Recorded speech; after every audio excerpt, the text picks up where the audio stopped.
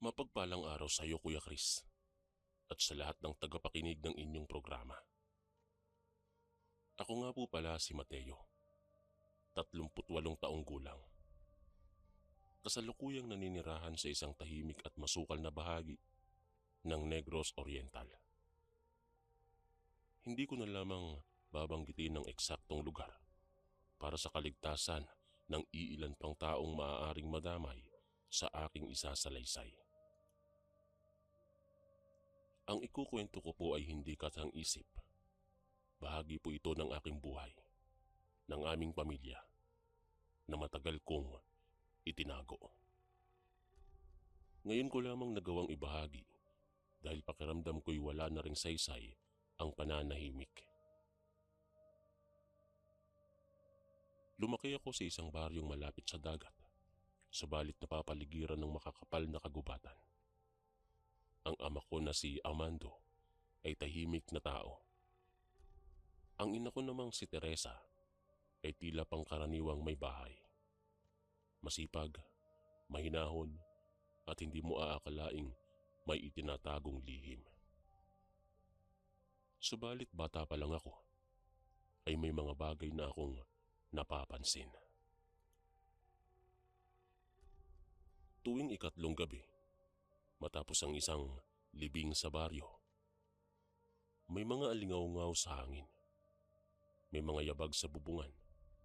May mga kaluskos sa likod ng bahay. At sa tuwing mangyayari yon, hindi kami pinapalabas ng ama ko. Manatili ka lang sa higaan, Mateo. Minsan niyang sabi sa akin habang nanginginig ako sa takot. Ano man ang marinig mo, huwag kang sisilip. Pero isang gabi, sumuway ako. May nakita akong anino ng tao sa likod ng bahay. Payat at matangkad at tila hindi normal ang tindig. Akala ko nga magnanakaw. Ngunit nang lumapit ang ama ko sa bintana at ngumiti siya ng bahagya, doon ko unang naramdaman ang kilabot. Dumating na siya, sabi ng aking ama. Hindi ko na naitanong kung sino. Lumipas ang mga taon at nalaman ko rin ang katotohanan.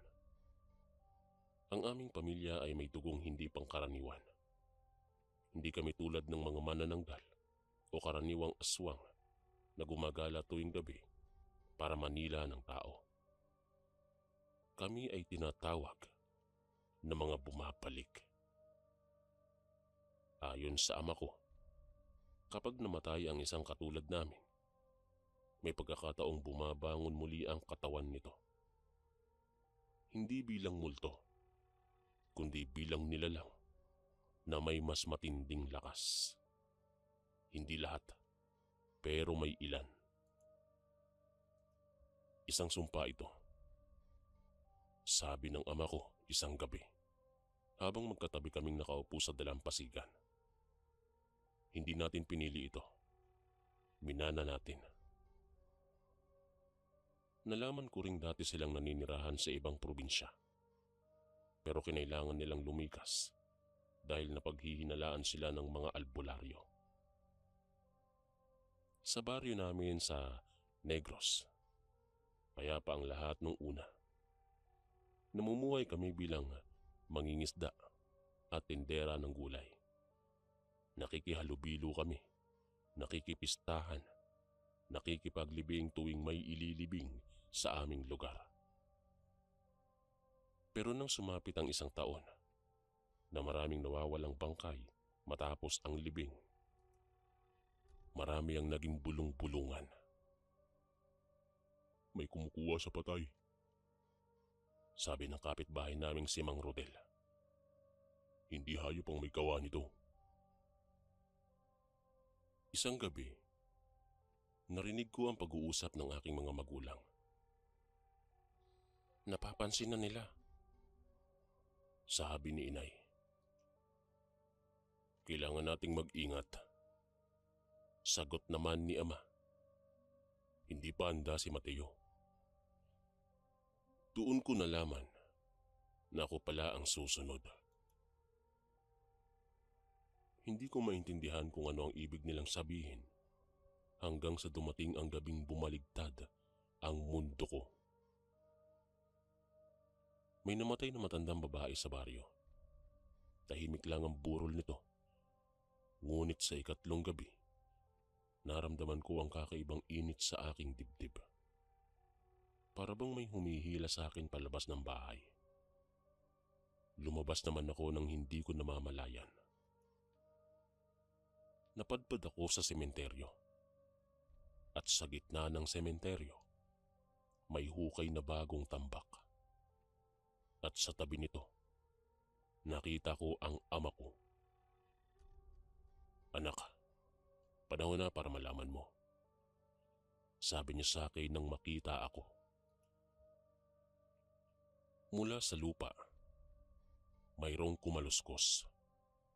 At doon ko unang nasilayan ng isang bangkay na unti-unting gumagalaw. Hindi ito sumisigaw. Hindi ito nagwawala. Dahan-dahan itong bumangon. Para bang bagong gising lamang. At ang ama ko, hindi natakot, kundi ngumiti siya. Isa siya sa atin. Bulong niya. Sa sandaling iyon, alam kong hindi na magiging normal ang buhay ko. At hindi pa iyon ang pinakamasama. Dahil kinabukasan, may 3 lalaking dumating sa baryo. May dalang mga agimat, rosaryo, at mga itak na may nakaukit na dasal. At sa kanilang mga mata, malinaw ang pakay nila. Mayroon silang hinahanap na pamilya. At pakiramdam ko ay kami yun. Matapos kong masaksihan ang bangkay na bumangon sa harap ko, hindi na ako pinatulog ng ama ko ng gabing iyon. Umuwi kami bago pa magbukang liwayway. Wala kaming imikan sa daan pa uwi. Tanging hampas ng hangin at alon ang naririnig ko. Pagdating namin sa bahay, sinalubong kami ni inay na tila kanina pa nag-aabang. "Nakita na niya?" tanong niya. "Oo." Mahinang sagot naman ni ama. "Hindi na natin ito maitatago pa." Doon nila ako pinaupo sa harap ng maliit naming hapag. Wala nang paligoy-ligoy. Ipinaliwanag ng ama ko na may 2 uri raw ng tulad namin. Ang una, yaong tuluyang nagiging halimaw. Walang pakialam sa buhay ng tao. Puro laman at dugo ang hanap. Ang ikalawa, yaong may kakayahang pigilan ang tawag ng dilim. Sila raw ang piniling mamuhay ng tahimik. "Kabilang tayo sa ikalawa, anak," sabi ni ama. Ngunit may kondisyon yun. Tuwing may namamatay na may kaparehong dugo namin sa malayong lugar, may kakaibang puwersang gumigising sa amin. Hindi para kumain, kundi para tiyakin na hindi sila magiging ganap na halimaw kapag bumangon sila. "Tagapagbantay tayo, anak," sabi pa ni ama. Hindi ko alam kung paniniwalaan ko yun o ituturing na palusot para sa mas madilim na katotohanan. Kinabukasan, dumating ang 3 lalaking nabanggit ko. Nagpakilala sila bilang tagapagtanggol laban sa mga nilalang ng gabi. Ang pinuno nila ay nagngangalang Baltasar. Matangkad at may pilat sa pisngi. "May kakaibang nangyari sa sementeryo nyo," sabi niya sa harap ng mga taga-baryo. "Mayroong gumagalaw sa ilalim ng lupa." Tahimik lang ang mga tao. Ramdam ko ang takot nila. Napatingin si Baltasar sa amin. Hindi ko alam kung pakiramdam ko lang yon. Pero parang tumigil ang kanyang tingin sa aking ama ng ilang segundo. Nang gabing yon, nagbantay ang 3 lalaki sa sementeryo. Ang ama ko na may tila mas naging tahimik kaysa dati. Hindi sila basta-basta. May alam sila, sabi niya sa amin. Makalipas ang 2 gabi, may sumigaw sa baryo. Isa sa mga lalaking bantay ang natagpo ang sugatan sa gilid ng puntod. May marka ng mga kuko ang kanyang dibdib, ngunit hindi siya patay. Hindi yun hayop. May tao. Hindi tao. Hinihingal niyang sabi. Doon nagsimula ang paghahanap. Isa-isang pinuntahan ng 3 lalaki ang bawat bahay. Tinitingnan ang mga ilalim ng kama, ang likod bahay, maging ang mga bodega ng mga isda. Pagdating nila sa amin, kalmado lang ang ama ko. Ano ang kailangan nyo? Tanong ni ama. May inilabas si Baltasar na maliit na bote ng langis. Pinatak niya yon sa lupa sa harap ng aming pintuan. Hindi ko alam kung anong klase yon, pero tila nag-iinit ang hangin sa paligid. Tahimik lang kaming 3. Walang nangyari. Bahagyang kumunot ang noo ni Baltasar. Maya-maya pa, bahagyang kumunot ang noo ni Baltasar. Pasensya na, naniniguro lamang kami, sabi niya. Umalis sila subalit alam kong hindi sila kumbinsido.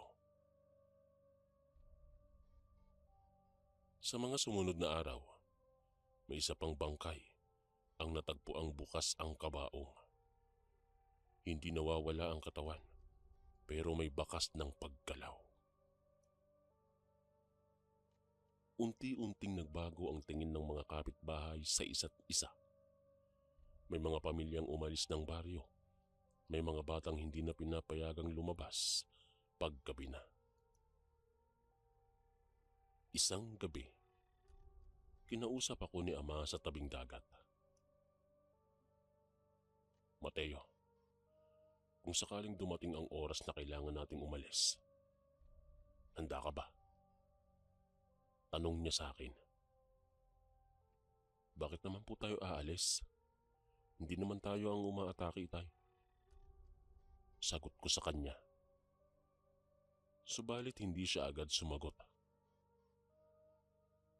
Kapag may takot ang tao, hindi nila kailangan ng ebidensya.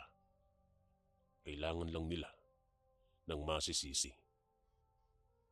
Sabi ni ama. Lumipas ang 1 linggo at tila kumalma ang lahat. Wala nang nabubuksang puntod. Wala nang sugatang bantay. Inakala kong tapos na. Pero isang hating gabi, nagising ako sa malakas na katok sa aming pintuan. Pagbukas ng ama ko, bumungad sa kanya si Baltasar. Mag-isa lang. Alam kong hindi kayo ang umaatake, pero may iba pa. Direkta niyang sabi. Nanlaki ang mata ko. May isa pang pamilya rito at hindi sila tulad nyo. Dagdag niya pa. Sa unang pagkakataon, nakita kong nagbago ang ekspresyon ng ama ko. Hindi takot, kundi pagkilala. Kilala mo sila, sabi ni Baltasar. Tahimik lang si ama ng ilang segundo bago sumagot. Kung sila ang iniisip mo, huli na ang lahat. Sabi niya. Sa sandaling yun, may malakas na sigaw mula sa dulo ng baryo. Sumiklab ang apoy. At mula sa dilim ng kagubatan, may mga matang kumikislap. Hindi lang isa, hindi dalawa, kundi marami. Doon ko unang naramdaman ang tunay na panganib. Hindi pala kami nag-iisa sa Negros Oriental. At ang iba, wala nang balak magtago. Nung gabing sumiklab ang apoy sa dulo ng baryo, hindi na kami nagkunwaring walang alam. Mula sa aming bakuran, kitang-kita ko ang makapal na usok na tumataas sa langit. Ang mga tao'y nagsisigawan, ang mga bata'y umiiyak, at ang mga kalalakihan ay nagtatakbuhan, dala ang mga balde ng tubig at itak. Pero sa likod ng kaguluhan, may ibang kilos na hindi pangkaraniwan. Sa gilid ng kagubatan, may mga matang nagliliwanag. Hindi dahil sa apoy, kundi dahil sa sariling ningning. Tama ako. Mahinang sabi ni Baltasar na noon ay nasa loob pa ng aming bahay. Hindi lang kayo ang may lihim dito. Hindi ko alam kung bakit hindi niya kami agad inaresto o tinangkang saktan. Siguro'y dahil ramdam niyang hindi kami ang dahilan ng sunog. Lumabas ang ama ko at hinarap ang direksyon ng kagubatan. Tahimik, diretso ang tindig. Parang matagal na niyang hinihintay ang sandaling yon. Magsisimula na sila, sabi ni ama. Sino po? Nagtataka namang tanong ko. Ang pamilya ng mga hindi marunong magpigil. Ayon sa ama ko, may isa pang angkan na matagal nang gumagala sa silangang bahagi ng aming probinsya. Hindi sila tulad namin na umiiwas sa tao. Naniniwala silang likas sa kanila ang mangibabaw. At ngayong may mga manghuhuli ng dumating sa baryo, pinili nilang maunang umatake para ibaling ang sisi sa iba. Sa gitna ng sigawan, may biglang lumipad na anino mula sa bubungan ng isang bahay, papunta sa puno ng niyog. Mabilis ito, halos hindi makita. Napamura si Baltasar. Nandito na nga sila. Biglang may lalaking tumakbo papalapit sa amin, duguan ng balikat. May kumuha kay Lando! May kumuha kay Lando! Wika nito. Doon siya hinila, sa likod ng kamalig. Hindi na nag-aksaya ng oras si ama. Lumingon siya sa akin. Manatili ka lang rito. Mariin niyang sabi. Pero hindi na ako bata. Kaya naman sumunod ako sa kanila. Sa likod ng kamalig, nakita namin ang dugo ang bakas sa lupa.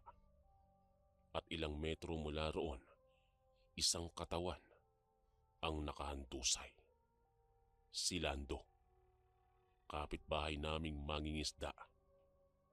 Patay na siya. Subalit hindi iyon ang nagpakilabot sa akin. Dahil may nakatayo sa likod ng puno ng mangga. Isang babae. Mahaba ang buhok, maputla ang balat, at may dugo sa gilid ng labi.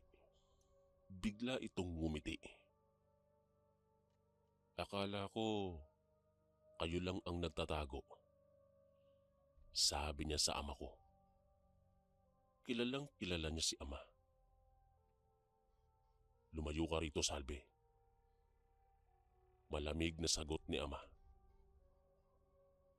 Sa pangalan pa lang, alam kong may malalim silang nakaraan. Bakit? Hindi ba't mas madali kung sabay-sabay tayong mamuno sa baryong ito? Sagot ng babae. Sumingit naman si Baltasar. Itinaas ang kanyang itak na may nakaukit na dasal. Hindi kayo mamumuno kahit saan. Tumawa naman si Salvi. Subalit hindi iyon normal na tawa. Parang may kasabay na ibang tinig. Mas malalim, mas mabangis. Mula sa likod ng mga puno, may dalawa pang lumabas. Isang binata at isang matandang lalaki. Parehong may matang nagliliyab sa dilim. Tatlo na sila. At malinaw ang intensyon. Hindi na naghintay ang matandang lalaki. Sa isang iglap, nasa harap na siya ni Baltasar. Umalingaw-ngaw ang tunog ng bakal na nagbanggaan. Napaatras si Baltasar, ngunit hindi bumagsak. Samantala, si Salvi ay dahan-dahang lumalapit sa akin. Anak ka ni Amando, hindi ba? Ramdam ko ang dugo mo. Bulong niya sa akin. Nanginig ang tuhod ko, subalit hindi ako umatras. Huwag mo siyang lapitan. Sambit ni Ama. Pero huli na. Sa bilis na hindi ko maipaliwanag, hinawakan ni Salvi ang aking braso. Mainit ang kanyang palad. Parang may apoy sa ilalim ng balat. At doon ko naramdaman ang kakaibang puwersa. Parang may gustong kumawala sa loob ko. May potensyal ka. Mas malakas ka pa sa inaakala mo. Sabi niya sa akin. Tinulak siya ng ama ko ng buong lakas. Tumilapon si Salvi at sumalpok sa puno. Pero agad ding nakatayo. Sa unang pagkakataon, nakita kong nagbago ng anyo ang ama ko. Hindi ganap na halimaw, pero mas matangkad. Mas matigas ang tindig at ang kanyang mga matay naging matingkad na kulay pula. Hindi na ito ang baryong iniwan ko noon at hindi ka na ang dati kong kilala. Sabi niya kay Salvi. Ngumisi naman si Salvi at nagwika ng, nagbago lang ako nang tanggapin ko kung ano talaga tayo. Sa paligid namin, nagpatuloy ang labanan. Si Baltasar ay sugatan pero lumalaban. Ang isa pang lalaki mula sa kampo ni Salvi ay nakipagbuno sa kanya sa lupa. Ako naman ay naiwan sa pagitan ng dalawang mundo. Ang dugong minana ko at ang mundong pilit kong pinanghahawakan. Pumili ka, Mateo. Manatiling nagtatago o maging totoo sa sarili mo. Saad ni Salvi. Sa sandaling yon, may narinig akong iyak ng bata mula sa nasusunog na bahagi ng baryo. At doon ko napagtanto. Hindi ito laban para sa lahi. Ito'y laban para sa mga walang kalaban-laban. At kung kailangan kong gamitin ang sumpang minana ko para protektahan sila, handa na akong harapin ang dilim. Dahil sa gabing iyon, nagsimula ang unang pagkakataon na ginamit ko ang kapangyarihang matagal kong iniiwasan. At hindi na ako kailanman naging pareho pagkatapos nun. Nung gabing yon, habang nakikipaglaban sila Ama, Baltasar at ang pamilya ni Salvi, narinig ko ang iyak ng bata mula sa nasusunog na bahagi ng baryo. Hindi ko na inisip kung ano ako o kung ano ang dapat kong piliin. Ang alam ko lang, may inosenteng buhay na nasa panganib. Agad akong tumakbo patungo sa apoy. Mainit ang hangin na nagmumula doon. Makapal ang usok. May bahay na yari sa kahoy, ang kalahati ay nilalamon na ng apoy. Sa may bintana ay may batang babae na sumisigaw at hindi makalabas. Hindi ko alam kung paano ko nagawa. Pero sa isang iglap, naramdaman kong bumigat ang mga paa ko.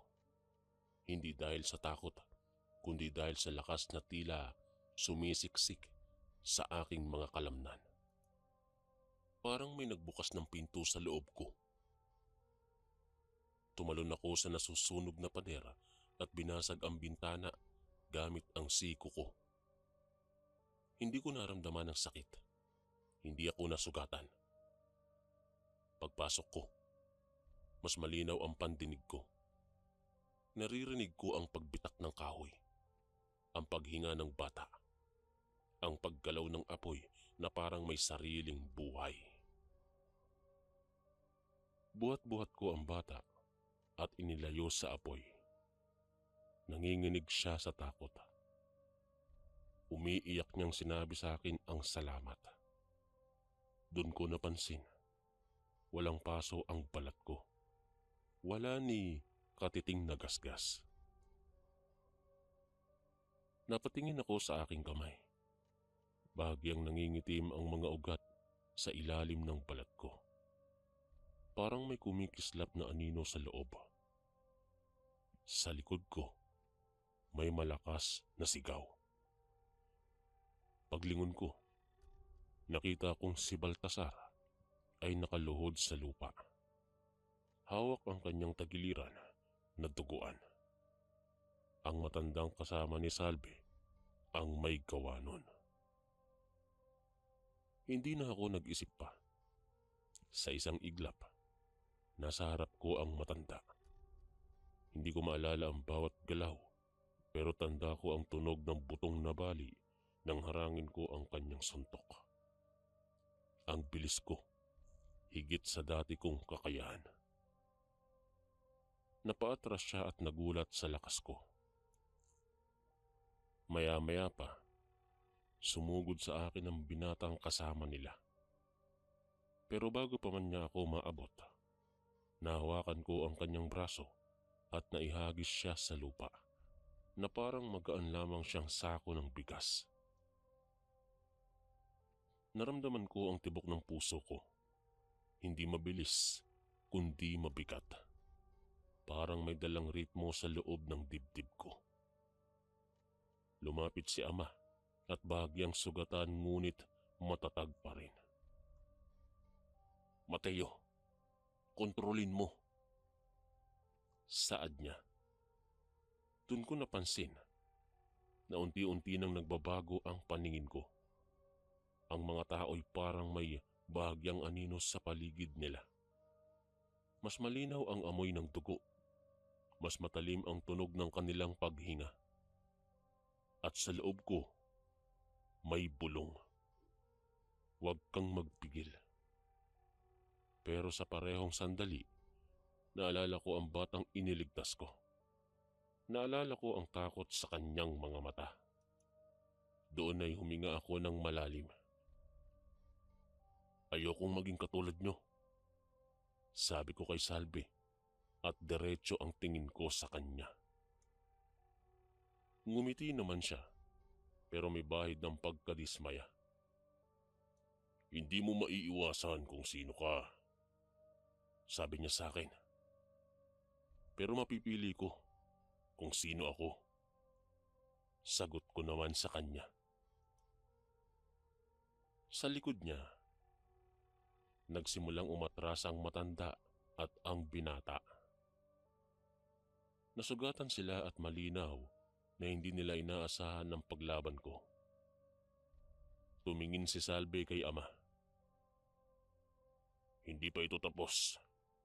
Sa susunod, hindi na baryo ang susunugin namin. Malamig niyang sabi. Sa isang iglap, naglaho sila sa dilim ng kagubatan. Naiwan kaming hingal na hingal sa gitna ng abo at usok. Lumapit ako kay Baltasar at tinulungan siyang makatayo. Tiningnan niya ako. Hindi may takot, kundi may pag-unawa. Hindi kayo kalaban. pero hindi rin madali ang paniniwala. Mahina niyang sabi, "Hindi ko hinihingi ang paniniwala niyo. Hinihingi ko lang ang pagkakataong itama ang mali." Sagot ni Ama sa kanya. Kinabukasan, wasak ang kalahati ng baryo. May 2 namatay, kabilang si Lando. May ilang sugatan. Sa gitna ng pagdadalamhati, nagtipon ang mga tao. May ilan na gustong umalis. May ilan namang nagsasabing dapat nang itaboy ang anumang may kinalaman sa dilim. At alam namin na kasama kami roon. Subalit bago pa man magsimula ang paninisi, nagsalita si Baltasar. May mas malaking panganib sa kagubatan. At kung maghihiwa-hiwalay tayo ngayon, mas madali tayong babagsak. Sabi niya sa mga tao. Hindi niya kami pinangalanan. Hindi niya kami binunyag. Sa unang pagkakataon, may taong mula sa mundo ng mga manghuhuli ang piniling huwag kaming ituro. Nang gabing yon, kinausap ako ni Ama sa labas ng bahay. Gising na ang nasa loob mo, anak. Hindi ko na yun may babalik pa. Hindi ko rin gustong ibalik, Tay. Pero ayokong maging halimaw. Hindi halimaw ang kapangyarihan. Ang halimaw ay ang pagpiling gamitin ito para manakit.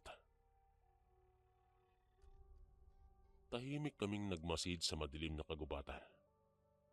Alam naming babalik si Salvi. At sa susunod na paghaharap namin sa kanila, hindi na ito basta sagupaan sa gilid ng baryo. Ito'y magiging digmaan para sa kung anong klaseng nilalang ang mananatili sa Negros Oriental. Ang nagtatago o ang naghahari. At sa puntong yun, handa na akong pumili. Matapos ang gabing sinunog ang bahagi ng baryo, hindi na muling naging panatag ang mga tao. May mga pamilyang lumikas papunta sa bayan. May mga naglagay ng mga dahon ng bawang at asin sa mga bintana. Ang iba na may nag-imbita ng mga albularyo mula sa karatig lugar. Si Baltasar ay nanatili kahit sugatan pa. Araw-araw niyang iniikot ang baryo kasama ang ilang kalalakihan. Hindi na niya kami tinutukan ng hinala. Pero ramdam kong hindi pa rin niya kami lubos na pinagkakatiwalaan. Isang hapon, kinausap niya ako sa tabing ilog. Alam kong kaya mong lumaban, pero hindi sapat ang lakas kung hindi malinaw ang panig mo. Direkta niyang sabi. Ano ba ang panig ko? Hindi ko pinili ang dugong to. Sabi ko sa kanya. Sabihin na nating hindi, pero pinipili mo araw-araw kung paano mo gagamitin. Hindi ko agad nasagot yon. Sa kabilang banda, naging mas tahimik si Ama. Mas madalas siyang tumitig sa kagubatan tuwing gabi. Tila ba may hinihintay siya. Hindi basta-basta aatras si Salvi. May binabalak yon. Sabi niya minsan. At hindi siya nagkamali. Dahil isang gabi ng walang buwan, naramdaman ko ang kakaibang lamig sa hangin. Hindi ito karaniwang simoy ng dagat. Ito ay mabigat na parang may paparating na bagyo. Ngunit walang ulap sa kalangitan. Narinig ko ang mahinang ungol ng tila aso sa likod bahay. Paglabas ko, nakita kong nakatayo si Ama sa may puno ng balete. Dumating na sila. Saad niya. Mula sa dilim ng kagubatan, lumabas sina Salvi. Pero hindi na sila tatlo lang. May kasama na silang 5 pa. Iba-iba ang anyo. May matangkad na halos nakayuko maglakad. May payat na halos butot balat. At may isang tila bata pa, pero ang mga matay parang sa matandang pagod sa mundo. Hindi ko na kayo bibigyan ng babala. Sumama kayo sa amin o lilinisin namin ang baryong ito. Malamig na sabi ni Salvi. Hindi kayo ang batas. Sagot naman ni Ama. Hindi rin kayo ang tagapagligtas.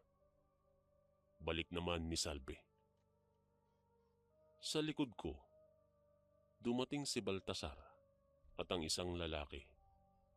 May dala silang itak at agimat, pero ramdam kong kulang yon laban sa bilang ng kalaban. Mateo, ngayong gabi, hindi lang tayo lalaban para sa baryo. Lalaban tayo para sa paniniwala. Mahinang sabi ni Ama. Nagsimula ang sagupaan ng walang hudyat. Ang isa sa mga kasama ni Salvi ay tumalon patungo kay Baltasar. Narinig ko ang sigaw at ang tunog ng bakal sa laman. Samantala, si Salvi ay diretsong sumugod kay Ama. Hindi ko na hinintay na may masaktan pa. Sa loob ko, muli kong tinawag ang lakas na unang nagising nung nasusunog ang bahay at ramdam ko ang pag-init ng dugo ko, ang pagbigat ng paningin ko sa dilim. Ngunit sa pagkakataong ito, mas malinaw ang isip ko. Sinunggaban ko ang lalaking umatake kay Baltasar at inilas siya palayo. Malakas siya, pero hindi sapat. Sa isang malakas na siko, ay bumagsak siya sa lupa. Narinig ko ang tinig ni Salvi sa gitna ng labanan. Hindi mo matatakasan kung sino ka. Hindi ko tinatakasan, pero hindi rin kita susundin. Sagot ko sa kanyang sinabi. Sumugod siya sa akin. Sa bilis niya, halos hindi ko makita ang galaw. Tumama ang kanyang kamao sa dibdib ko at napatras ako ng ilang hakbang. Sumama ka sa amin. Bulong niya habang magkakapit kami. Hindi mo na kailangan pang magkunwari sa mga tao. Hindi ka nila kailanman tatanggapin. Sa isang iglap, naalala kong muli ang batang iniligtas ko. Naalala ko ang mga kapitbahay na nagbigay sa amin ng isda nung mahina ang huli namin. Naalala ko si Baltasar na piniling manahimik kaysa isiwalat kami. Hindi ko kailangan ng pagtanggap nyo. Ang kailangan ko, konsensya. Sagot ko sa kanya. Sa galit niya, sinubukan niya akong kagatin sa leeg. Pero nahawakan ko ang kanyang balikat at itinulak siya ng buong lakas. Pareho kaming gumulong sa lupa. Sa paligid namin, unti-unting nababawasan ang mga kasama niya. 2 ang sugatan at umatras sa kagubatan. Ang isa na may hindi na muling bumangon matapos tamaan ng itak ni Baltasar na may nakaukit na dasal. Sa unang pagkakataon, nakita ko ang pag-aalinlangan sa mga mata ni Salvi. Hindi pa ito tapos. May mga tulad natin na hindi matatakot sa inyo. Mahina niyang sabi habang umaatras. At may mga katulad namin na hindi susuko sa inyo. Sagot ni Ama. Isa-isa silang naglaho sa dilim. Tahimik ang baryo pagkatapos nun. May sugatan, may pagod, may takot, pero walang namatay sa panig namin ng gabing yon.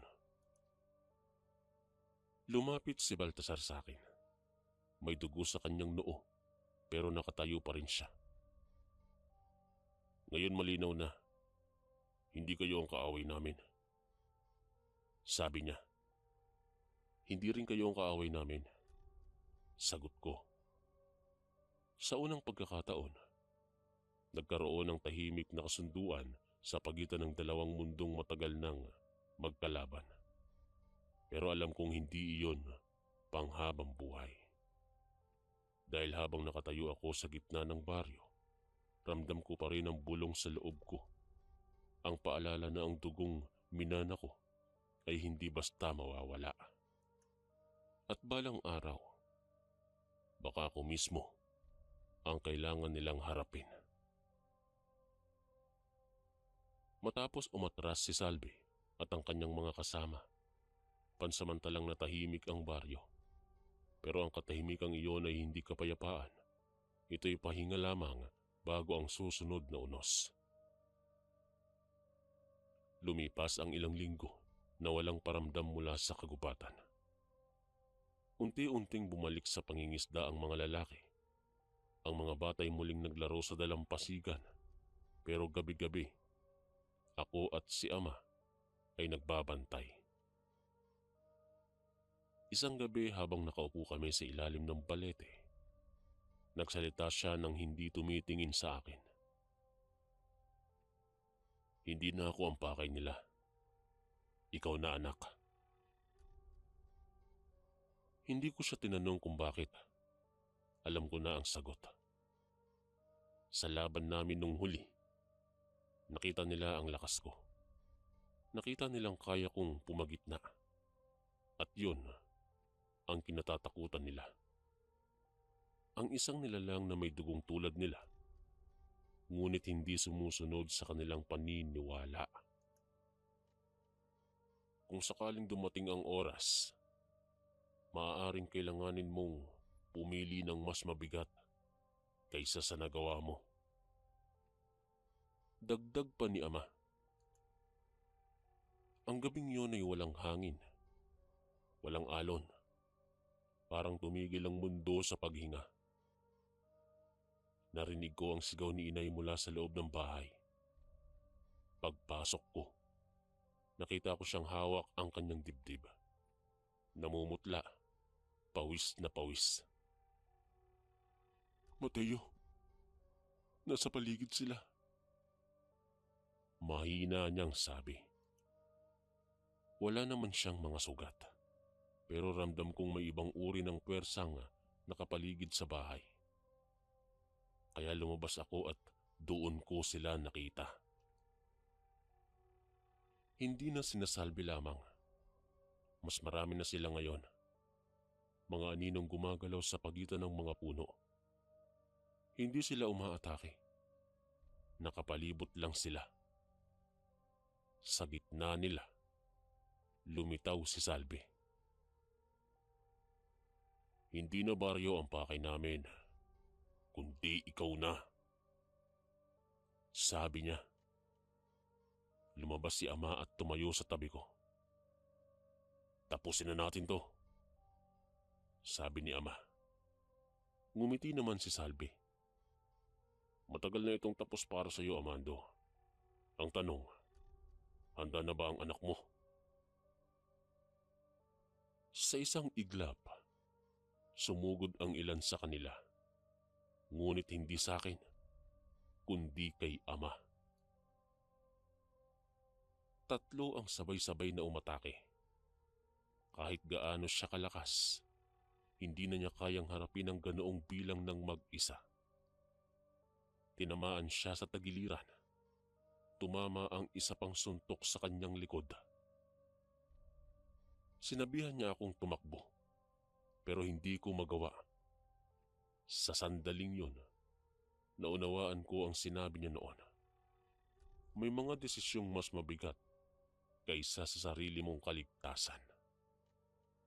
Ramdam ko ang galit na sumiklab sa loob ko. Hindi para pumatay, kundi para protektahan sila. Sumigaw ako, hindi sa takot, kundi sa pagtawag sa buong lakas na matagal kong pinipigilan. Sa unang pagkakataon, hindi ko ito nilimitahan. Nagbago ang paningin ko. Ang mundo'y tila bumagal. Nakita ko ang bawat galaw nila bago pa nila ito matapos. Naririnig ko ang bawat pagtibok ng puso sa paligid. Sa bilis na hindi ko na kayang ilarawan, naitaboy ko ang tatlong umaatake kay Ama. Ang isa'y napahiga sa lupa, ang isa na may tumilapon sa puno. Humarap ako kay Salve. Hindi ako sasama sa inyo at hindi ko hahayaang may masaktan pa rito. Mariin kong sabi. Sa mga mata niya, nakita ko ang halo ng galit at sa unang pagkakataon ay takot. Kapag pinili mong protektahan ang mga tao, darating ang araw na sila mismo ang tatalikod sa iyo. Sabi niya, kung mangyayari man yan, pananagutan ko. Sagot ko. Sumugod siya sa akin sa huling pagkakataon. Nagbanggaan kami sa gitna ng bakuran. Wala nang sali-salita. Lakas laban sa lakas. Paniniwala laban sa paniniwala. Sa uli, nahawakan ko ang kanyang balikat at tinulak ko siya palayo. Hindi para patayin, kundi para ipakita na kaya ko. Umalis na kayo rito at wag na kayong babalik. Sabi ko sa kanya. Ilang segundo siyang tumitig sa akin. Pagkatapos, isa-isa silang umatras sa dilim. Hindi ko alam kung dahil sa takot o dahil nakita nilang hindi nila ako kayang baliin. Paglingon ko kay Ama, nakaupo na siya sa lupa. Sugatan pero buhay. Lampas ka na sa akin, anak. Mahina niyang sabi na may bahid ng ngiti. Sa gabing yon, muli ay walang namatay. Pero may nagbago. Makalipas ang ilang buwan, tuluyan nang umalis si Baltasar at ang kanyang mga tauhan. Tahimik nilang iniwan ang baryo. Dala ang pangakong hindi nila kami babalikan hanggat hindi kami nagiging banta. Si Ama naman ay unti-unting nanghina dahil sa mga sugat na natamo niya. Hindi siya namatay sa labanan. Ngunit sa paglipas ng panahon, bago siya tuluyang pumikit, may sinabi siya sa akin. Hindi sumpa ang dugo natin, Mateo. Pagsubok ito. Ngayon, ako na ang nagbabantay sa gilid ng kagubatan, sa Negros Oriental. Hindi bilang halimaw, hindi rin bilang bayani, kundi bilang paalala na may mga nilalang na piniling wag maging alipin ng kanilang likas na dilim. Kung buhay pa si Salve at ang kanyang angkan, hindi ko alam. Marahil nagtatago sila sa ibang bahagi ng mundo. Ngunit hanggat narito ako at hanggat pinipili kong gamitin ang lakas ko para sa tama, mananatiling may hangganan ang dilim sa aming baryo. Ako po si Mateo at ito ang aking kwento ng isang nilalang na may dugong hindi pangkaraniwan, ngunit piniling maging tao hanggat kaya. Maraming salamat po Kuya Chris sa pagbabasa nito at sa lahat ng mga nakinig. Lagi ka bang nangihina? Pakakulam o palipad hangin na yan. Ito ang mga signs. Una, mabilis kang mapagod kahit kakagising mo lang. Pangalawa, bigla kang lalamigin o nilalamig o pinagpapawisan kahit hindi naman mainit. Pangatlo, parang may gumagapang na lamig sa likod o dyan sa batok mo. Pang-apat, sumasakit ang ulo o tiyan pero normal naman ang check-up. At ang panglima, pakiramdam mo ay parang may kumukuha ng lakas mo araw-araw. Kaya marami sa amin ang kumuha ng Kaligon bracelet bilang personal na panangga. Ang Kaligon bracelet ay espiritual na panangga laban mo sa kulam, barang, tigalpo, palipad hangin, usog at lahat ng anyo ng sumpa. Kasama na dito kapatid ang rebuelta o ang pagbabalik ng sumpa sa nagpadala nito. Kargado din ito ng mga Latin na dasal mula sa ating mga kaibigang manggagamot at antingero. Simple lang kasundo, isuot mo lang ito. Malaki ang tulong nito, lalong-lalo na kung madalas kang manghina. Nasa baba ang yellow basket. Kung hindi mo makita, isearch mo lang sa Lagbantay Kaligon Bracelet.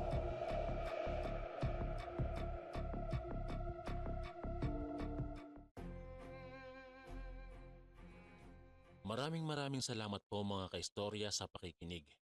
At kita-kits po ulit bukas para sa isa na namang nakakatakot na kwento. Ito po si Kuya Chris, ang inyong kaistorya.